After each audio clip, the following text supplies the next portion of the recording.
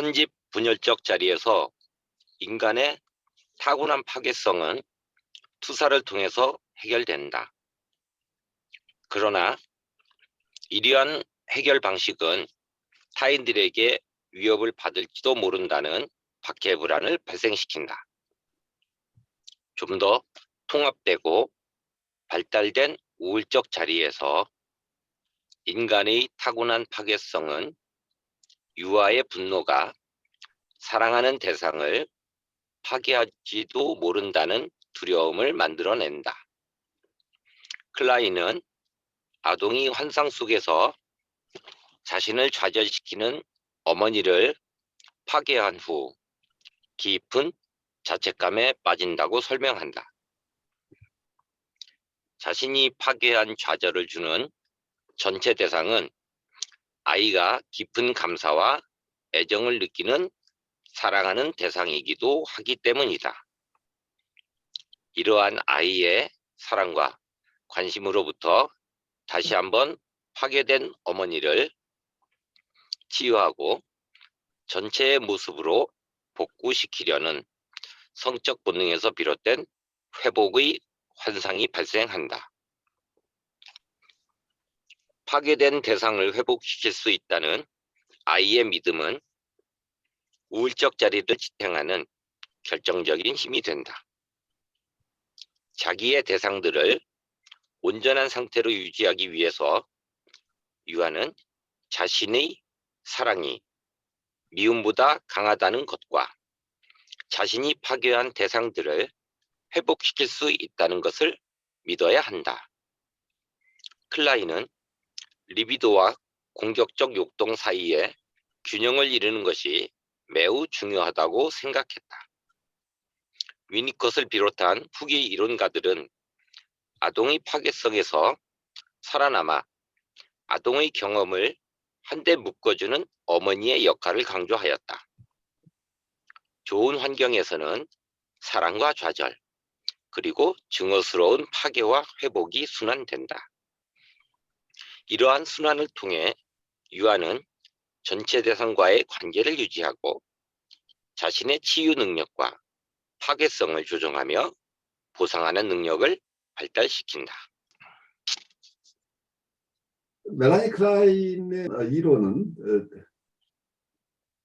처음 태어나면서부터 우리는 파괴 본능과 리비도를 함께 가지고 있다고 이제 보는 거죠. 그 생애 본능과 공격적인 본능을 함께 가지고 있는데, 멜라니 클라인이 봤던 부분은 조금 더 공격 본능 중심의 이론을 시작을 했어요. 그러니까 아이는 타고난 공격성을 가지고 있는데, 이 어떤 죽음 본능에서 유래하는 이 공격성,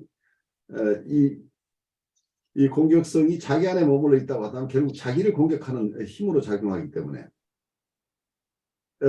이걸 주체할 수 없어서 외형으로 투사할 수밖에 없다. 이게 편집 분열적 자리를 처음 설명하는 부분이에요.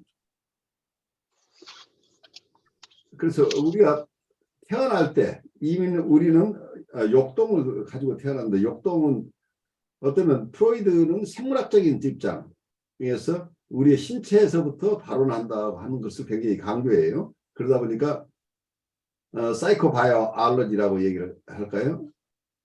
심리 생물학적인 측면을 벗어나지 못하는데, 멜라니 클라인은 역동 이론을 가져오긴 하지만 마음과 신체를 이렇게 구별해서 신체에서 오는 영향을 강조하는 이 프로이드의 이런 부분을 별로 언급하지 않는 쪽으로 가고 있는 것으로 보여요. 그래서 프로이드는 성심리학이라고 한다면 멜라니 클라인에 와서는 순수한 사이콜로지에 가깝게 이론이 발달해요.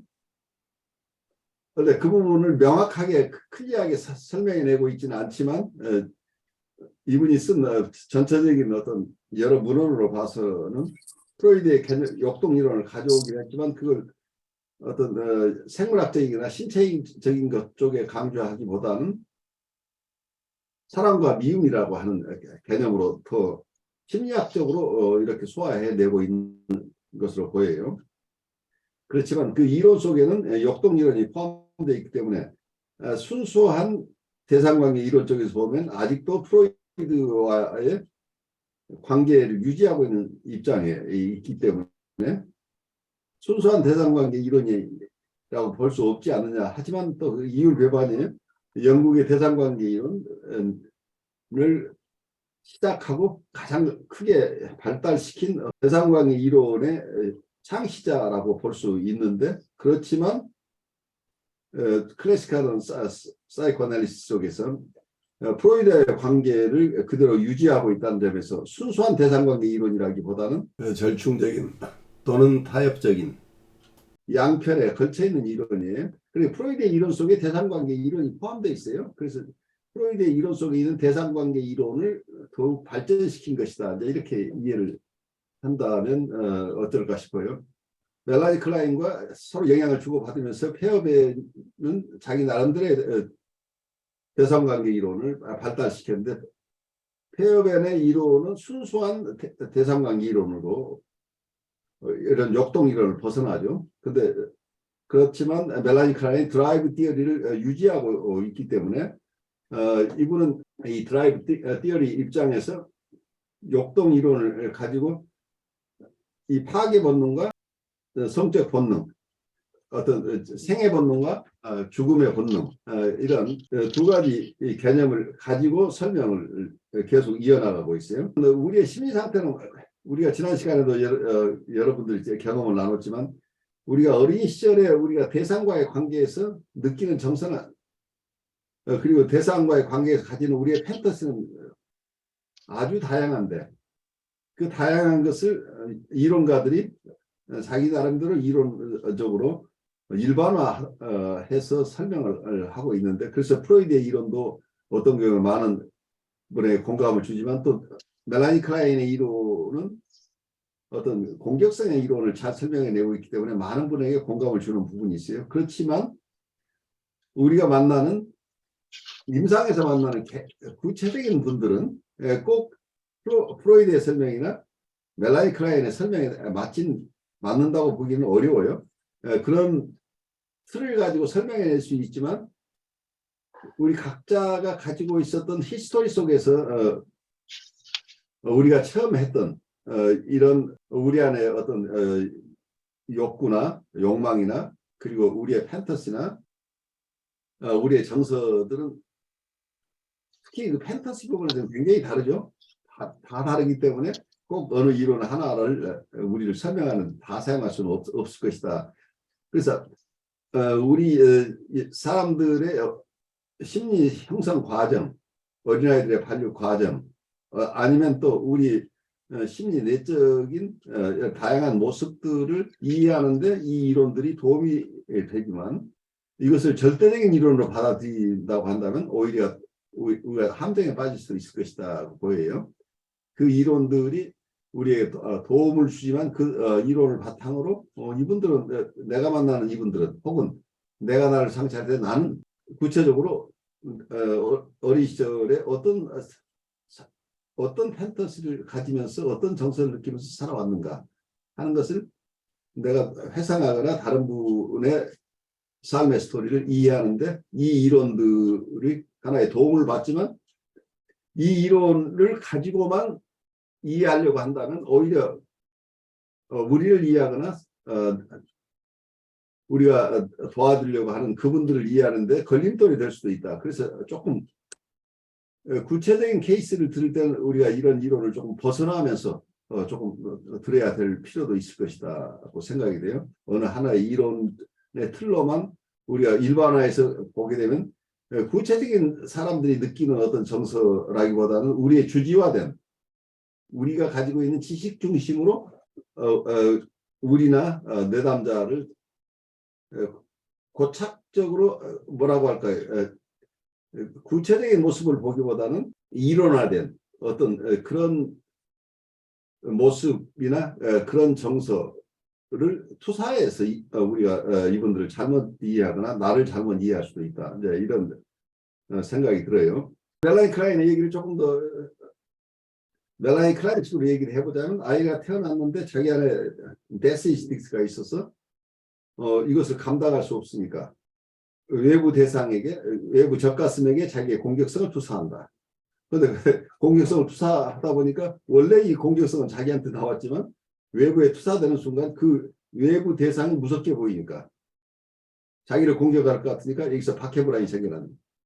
그래서 박해불안은 외부의 대상이 자기를 공격할 것 같지만 기본적으로는 자기 안에 있는 공격성이 외부 대상에 투사하던 결과다. 이제 이렇게 볼 수 있는데 편집분열적 자리에서의 외부 대상에 대한 공격성은 좋은 대상은 온전하게 남겨놓고 나쁜 대상을 공격하는 이런 구조이기 때문에 아이에게서는 여기서는 갈등이 좀 적은 편이죠. 나쁜 대상만 파괴하면 되니까. 그리고 좋은 대상은 그대로 남겨두었는데 우울적 자리에 가게 되면 자기를 공격할 것 같은 그 나쁜 대상과 자기를 항상 사랑해주고 있다고 느끼는 자기를 항상 만족시켜주는 그 좋은 대상이 하나의 대상인 것을 이해하게 되는 상황이 되는데 그렇지만 이 좋기도 하고 나쁘기도 한 대상이 이 전체 대상이라고 한다면 이 전체 대상이 어느 경우는 실패하는 경우가 생깁니다. 자기를 만족시켜주지 못하는 경우가 생길 때 이때 자기 안에 공격성을 사용하게 되면 패러다임 스키조이드 포지션에서는 나쁜 대상만 파괴했지만 우울적 자리에서 파괴성을 사용하는 경우는 자기가 공격한 대상은 전체 대상이기 때문에 그 대상 전체가 파괴되어 버릴 가능성이 있다.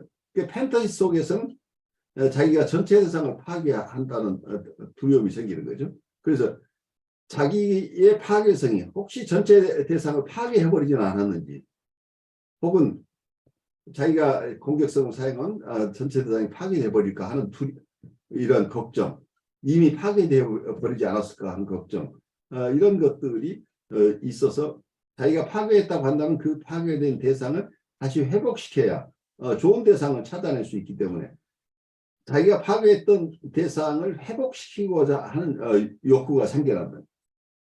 그래서 어떤 면에서는 여기서 회복의 환상이라고 얘기를 하고 있는 레퍼레이션이라는 용어를 쓰고 있어요.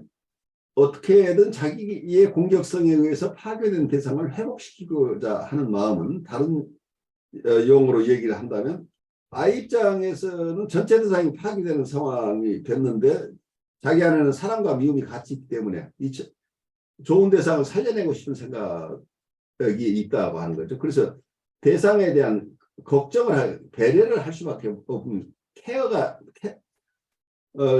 컨선이 생겨나는 걱정이 생겨난다.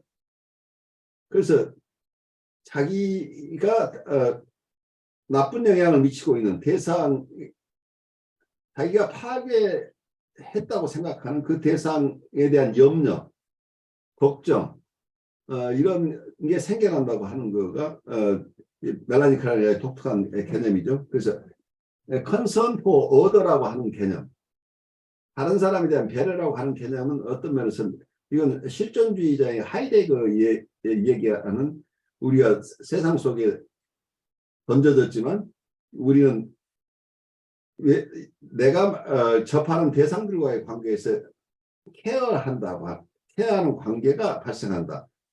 어떤 면에서는 돌보고 싶은 관계가 형성된다고 하는 인간의 어떤 실존적인 모습을 멜라니 클라인이 정신분석 이론 속에 소화한 게 아닌가 하는 생각도 해봐요. 그래서 어쩌면 자기가 파괴해버린 이 대상을 어떻게든 회복시키고 싶은 욕구, 레퍼레이션 시키고 싶은 욕구가 있다고 하는 것은 이게 사랑의 욕구죠. 그래서 미움과 사랑이 여기에 펼쳐지는 거죠. 그래서 역동 이론을 가져왔지만 멜라니 클라인이 결국 얘기하고 싶은 것은 우리 안에 있는 미움과 사랑이 교차되는데 우리는 미움의 양이 너무 많으면 사랑이 드러날 수 없다고 하는 거예요. 그래서 우리가 사랑의 힘이 더 커질 때 자기 안에 있는 치유 능력, 여기 아이가 자기 안에 있는 치유 능력을 확인하는 것이고 그리고 자기의 파괴성을 조정할 수 있는 힘이 이 사랑의 힘에서 온다고 볼 수 있는 거죠.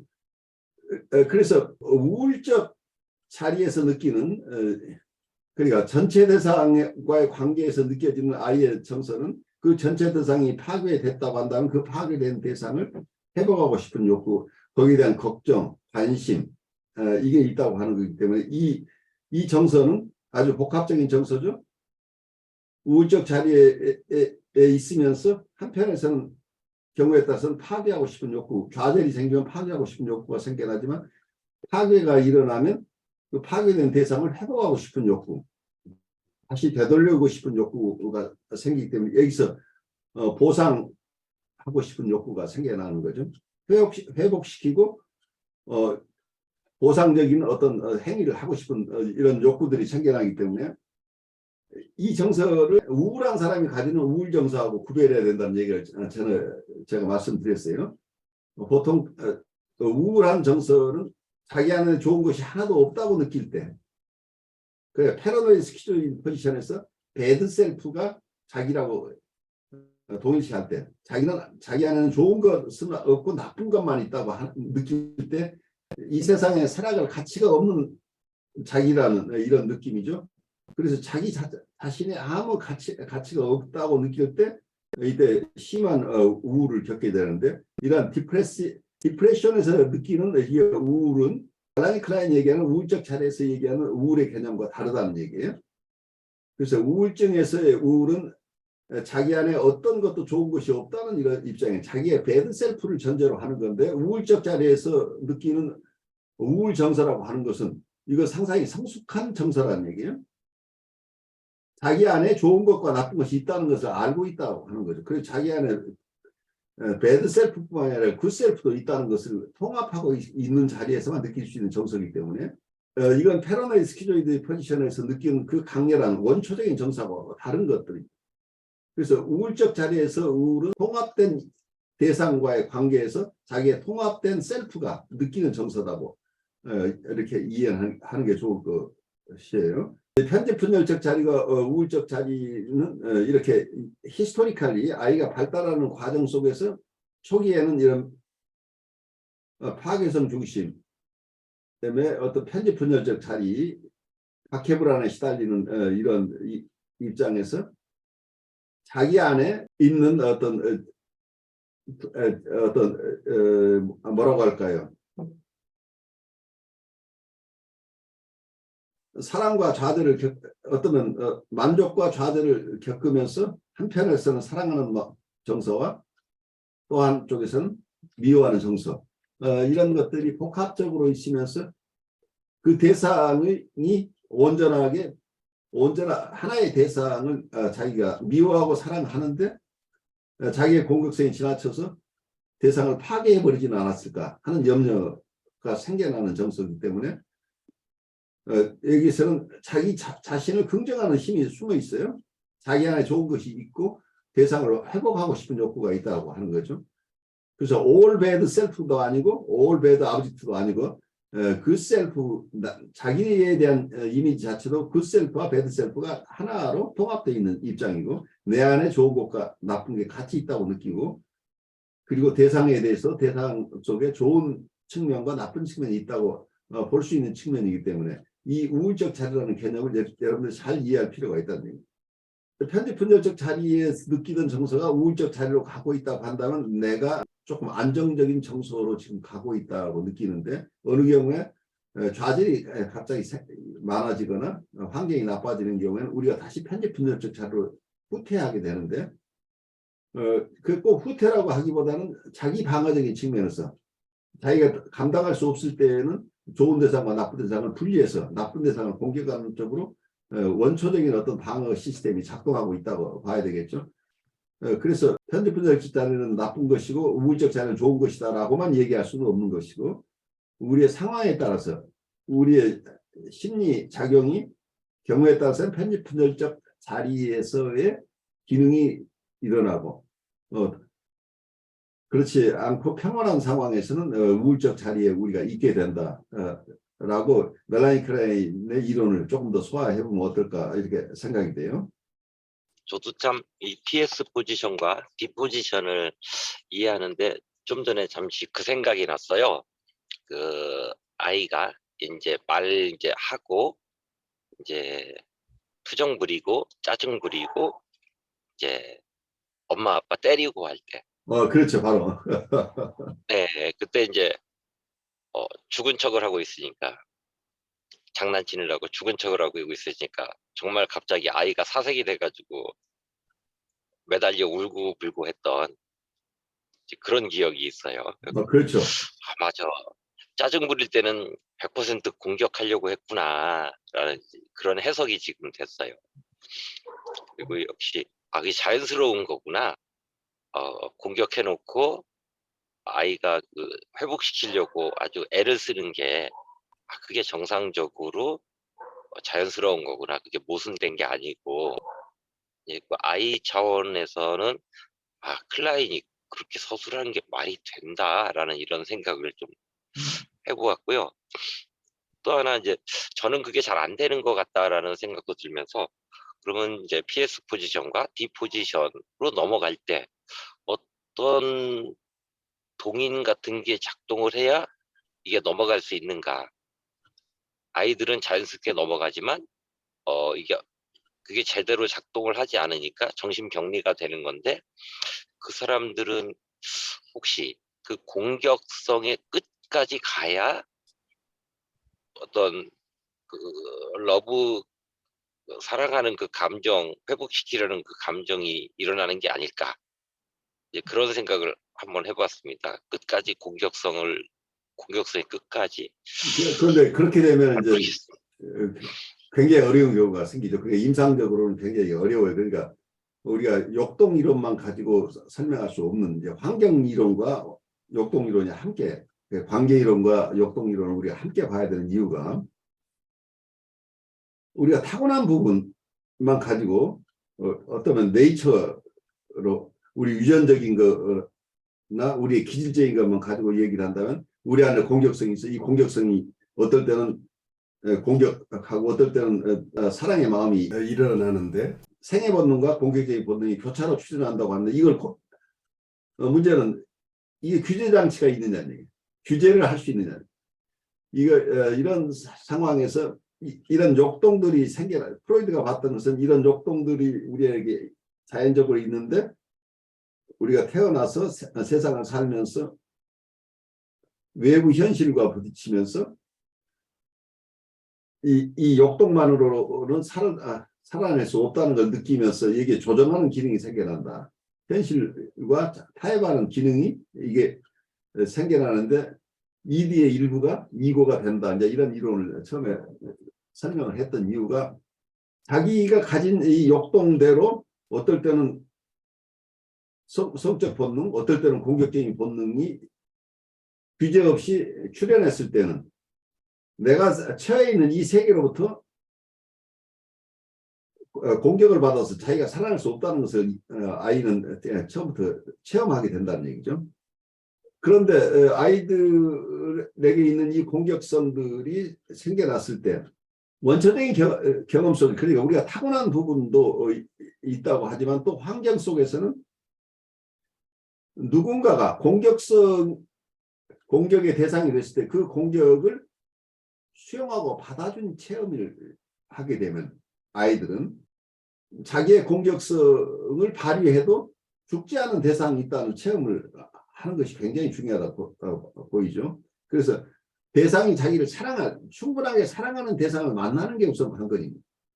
아이를 사랑하지 않은 부모가 없겠지만, 아이 입장에서는 자기가 사랑할 때는 마음껏 사랑하고, 미워할 때는 마음껏 미워해야 되는 대상이 필요하다는 거예요. 마음껏 미워해도 버리지 않는 대상이 필요한 거죠. 그래서 언컨디셔널하게 사랑해주는 대상을 초기에는 만날 필요가 있다는 얘기예요. 그래서 어떤 면은 좋은 대상이 항상 있다고 하는 신념이 굉장히 중요하죠. 굿 아브젝트 체험이 필요하다는 거예요. 그러니까 자기 안에 배드 아브젝트 체험이 있지만, 굿 아브젝트가 있다는 믿음이 더 큰 경우에는 자기의 공격성을 조절해낼 수 있는 힘들이 생겨난다고 볼 수 있는 거죠. 그런데 이고사이칼로지 쪽에 심리 내적으로 본다면, 어그레션보다 리비도가 더 클 때, 사랑의 에너지가 공격성보다 클 때는 이 사랑의 에너지가 공격성을 제어할 수 있는 힘들이 있는데, 공격성이 커지고 사랑의 에너지가 적어지면 규제가 안 되기 때문에 공격성이 밖으로 들어갈 수밖에 없게 되는 거죠. 그런데 자기 안에 이 사랑의 에너지가 커지는 방법은 내가 타고난 사랑의 에너지 혹은 성적 에너지 어떤 이런 것보다 이 성적 에너지라고 하니까 조금 저도 마음에 이게 잘 조화가 안 되는데 이걸 우리한테 아까 멜라니 클라이식으로 사랑과 미움이라고 생각한다면 미움의 에너지보다 사랑의 에너지가 커지려면 내가 타고난 사랑의 에너지 양이 원래 큰 사람도 있지만 그건 그렇게 크지 않지만 이 세상에 나와서 누군가가 자기를 무조건적으로 환영해주고 사랑해주는 대상을 만났을 때 어쩌면 자기 안에 사랑의 에너지도 더 커지지 않냐고 봐요. 그래서 체험 속에서 충분한 사랑을 경험한 사람은 그 대상과의 관계에서 자기 안에 사랑의 에너지도 함께 커지지 않느냐. 이건 역동이론하고 상관없는 얘기예요. 제 나름대로 임상적으로 볼 때는 누군가의 충분한 케어를 받게 되면 그 과정 속에서 자기 안에 돼 있는 공격성을 담아낼 수 있는 어떤 자기 안에 사랑의 에너지들이 생겨난다. 그래서 아이를 키우는 과정에서도 부모가 아이들이 투정 부리고 힘들게 할 때 아이를 너무 훈육적으로 옳고 그른 것을 처음부터 가르치는 쪽으로 아이를 교육했을 때 어떤 아이는 그걸 잘 받아들일 수도 있지만 타고난 게 조금 약한 아이들은 이 부모를 그냥 배드아버지처럼만 느끼고 그다음부터는 느끼지 못하고 이렇게 된다면 그러면 아이 입장에서는 성장에 어려움이 생기는 거죠. 어떤 면은 우리가 형사학적으로 본다면 아이들을 관찰하면 엄마가 자기에게 뭘 해주면 아이도 엄마에게 되돌려주고 싶어하는 욕구가 있다는 얘기예요. 사랑은 상호적인 거라고 이제 보이는데 엄마가 따뜻한 사랑을 주게 되면 아이도 엄마를 사랑하는 이런 리스판스가 생겨나는 것처럼 보여요.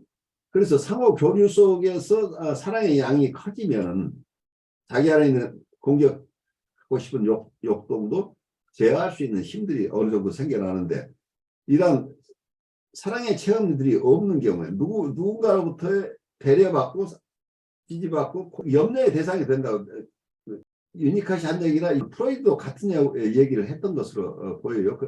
컨선 포 오더라고 하는 거예요. 다른 대상에 대한 배려라고 하는 게 다른 용어로 치면 결국 사랑이라는 얘기예요. 러브인데 자기만을 배려하는 이런 이고티즘이 자기 중심으로부터 대상을 배려하는 마음이 생겨나야 나는 게 어떻게 이거 설명하는 방법은 각각 다르지만 아이들은 초기에 자기에게만 관심이 다 가 있다가 대상이 있다는 것을 인식하면서 그 대상과 아까 얘기한 자기의 공격성 때문에 대상이 어떻게 잘못되지 않았을까 하는 걱정을 한다고 하는 게 이 배려하는 마음 자체가 사랑이라고 보이는 거예요. 그래서 이 배려하는 마음 대상의 안위를 걱정하면 대상이 어떻게 됐을까 걱정하는 마음 이런 배려를 아이가 미리 받게 되면 자기가 충분한 그 배려를 받게 되면 자기 안에서도 대상에 대한 배려가 생겨나. 그래서 이 우울적 자리라고 하는 개념 속에서는 자기가 그러니까 좌절이 생기면 공격하고 싶은 욕구도 있지만 또 한편에서는 자기를 항상 사랑해주는 그 대상과의 관계 속에서 자기 안에 그 대상에 대한 사랑이 자라고 있다고 한다면 믿긴 하지만 또 사랑스럽기도 하는 대상이기 때문에 뭐라고 할까요? 공격하지만 대상을 죽이고 싶은 그런 정도의 공격성이 아닐 수 있겠죠. 그 공격의 양이 점점 어떤 중화된다고 할까요? 조절돼서 공격성이 다 없어지는 것은 아니죠.